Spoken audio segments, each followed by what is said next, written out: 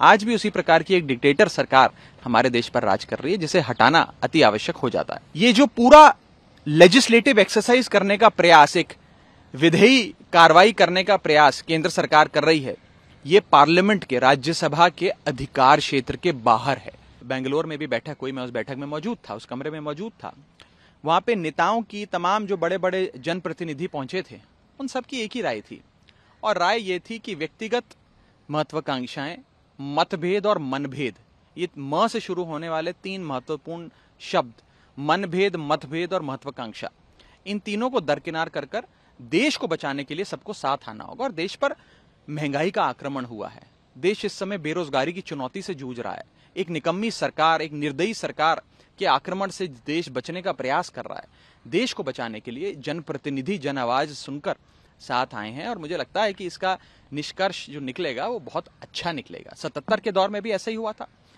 इंदिरा गांधी जी की एक बहुत ही शक्तिशाली सरकार को हटाने के लिए कई राजनीतिक दल, विपरीत विचारधारा के राजनीतिक दल, जनता पार्टी से लेकर वामपंथी, कम्युनिस्ट से लेकर सोशलिस्ट, सब एक छतरी के नीचे आए थे, क्योंकि उस समय की मांग थी कि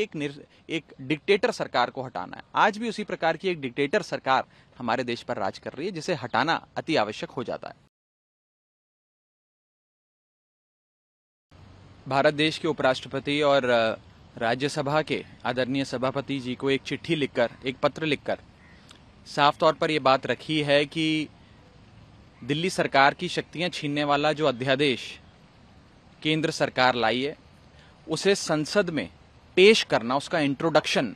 नाजायज है, अनुचित है, इम्परमिसिबल है। 11 मई 2023 को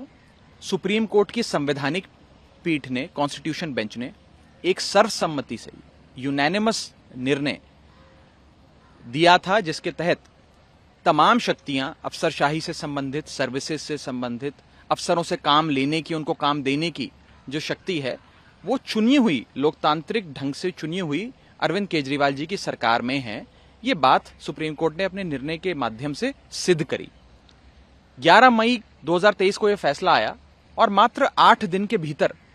केंद्र सरकार एक ऑर्डिनेंस लाकर, एक अध्यादेश लाकर इस फैसले को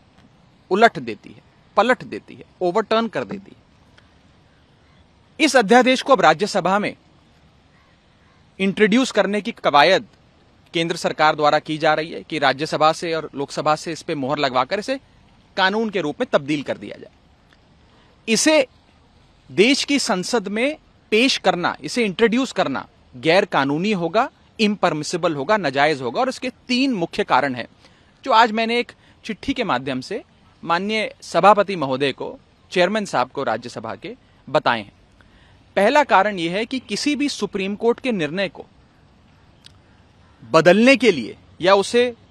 ओवरटर्न करने के लिए जो आधार है उस सुप्रीम कोर्ट के निर्णय का, उस आधार को बदलना पड़ता है। अगर आप आधार नहीं बदलेंगे और मात्र एक अध्यादेश लाकर सुप्रीम कोर्ट के फैसले को पलटने का प्रयास करेंगे, तो वो गैर कानूनी ठहराया जाता है। No law can nullify a Supreme Court judgement without changing the basis of the Supreme Court judgement. ये मेरा पहला पॉइंट था, पहला बिंदु। दूसरा कारण कि इस बिल को क्यों नहीं इंट्रोड्यूस करना चाहिए, पेश करना चाहिए, वो ये है कि देश के संविधान के अनुच्छेदों को, आर्टिकल्स को प्रभाव देने के लिए या उसे पूरा करने के लिए, सप्लीमेंट करने के लिए या इफेक्ट देने के लिए ही कानून बनाए जाते हैं। आज इस अध्यादेश के माध्यम से संविधान के अनुच्छेद 239AA को तहस नहस किया गया है, ना कि उसे प्रभाव में लाने के लिए या पूरा करने के लिए अध्यादेश लाया जा रहा है। यह इफेक्ट देने के लिए या सप्लीमेंट करने के लिए संविधान के आर्टिकल 239AA को नहीं लाया गया कानून। यह कानून उस अनुच्छेद की धज्जियां उड़ा देता है और संविधान का जो असल लेटर एंड स्पिरिट है उसे तार तार करता है। यह दूसरा कारण है कि क्यों नहीं इस प्रकार का कानून संसद के भीतर लाया जाना चाहिए। और तीसरा और सबसे महत्वपूर्ण कारण, जो मैंने अपनी चिट्ठी में भी लिखा है, कि क्योंकि अब यह नया अध्यादेश भी सुप्रीम कोर्ट के विचाराधीन है, सुप्रीम कोर्ट ने इस पे कार्रवाई करने के लिए फिर से एक 5 जजों की संवैधानिक पीठ का गठन कर दिया है, और ये 5 जजों की कॉन्स्टिट्यूशन बेंच अब इसकी वैधता, इसकी संवैधानिक है कि नहीं है, इस पर गहन चर्चा कर बहस कर अपना निर्णय देगी। तो जब ये मसला जब तक सुप्रीम कोर्ट के विचाराधीन है, सब जुडिस है, तब तक उसे संसद में नहीं पेश करना चाहिए और उस पर किसी प्रकार की बहस या वोटिंग नहीं होनी चाहिए। ये जो पूरा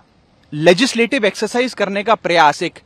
विधेयी कार्रवाई करने का प्रयास केंद्र सरकार कर रही है, ये पार्लियामेंट के, राज्यसभा के अधिकार क्षेत्र के बाहर है, अधिकार क्षेत्र में नहीं आता, क्योंकि ये कानून ही पूरे तरीके से गैर कानूनी और असंवैधानिक है। ये 3 कारण बताते हुए मैंने चेयरमैन साहब से विनती करी है कि इस कानून को विड्रॉ करें, इसे कतई भी इंट्रोड्यूस ना होने दें, पेश ना होने दें, और केंद्र सरकार को यह हिदायत दें कि इस प्रकार के गैर कानूनी अध्यादेश या गैर कानूनी बिल्स पार्लियामेंट के भीतर नहीं आने चाहिए। देश के संघीय ढांचे की रक्षा की जाए, यह हमारा राइट है, हमारी रिस्पॉन्सिबिलिटी है, हमारी जिम्मेदारी है कि हम इस प्रकार से, चेयरमैन साहब अगर सदन के भीतर हमारी बात नहीं सुन रहे, अगर हमें सदन के भीतर नहीं बोलने दिया जा रहा, तो एक चिट्ठी लिखकर, एक लेटर लिखकर अपने सारे जो कानूनी दलीलें हैं वो माननीय चेयरमैन साहब के सामने रखें, ताकि वो उचित फैसला ले सकें। मैं यही उम्मीद करूंगा कि चेयरमैन साहब संविधान को, संविधान की मर्यादा को और इस देश के लोकतंत्र की जो मूलभूत भावना है उसका ख्याल करते हुए इस प्रकार के अध्यादेश को पेश नहीं होने देंगे और सरकार को यह हिदायत दें कि इस प्रकार के गैर कानूनी कामों में मत पड़ो।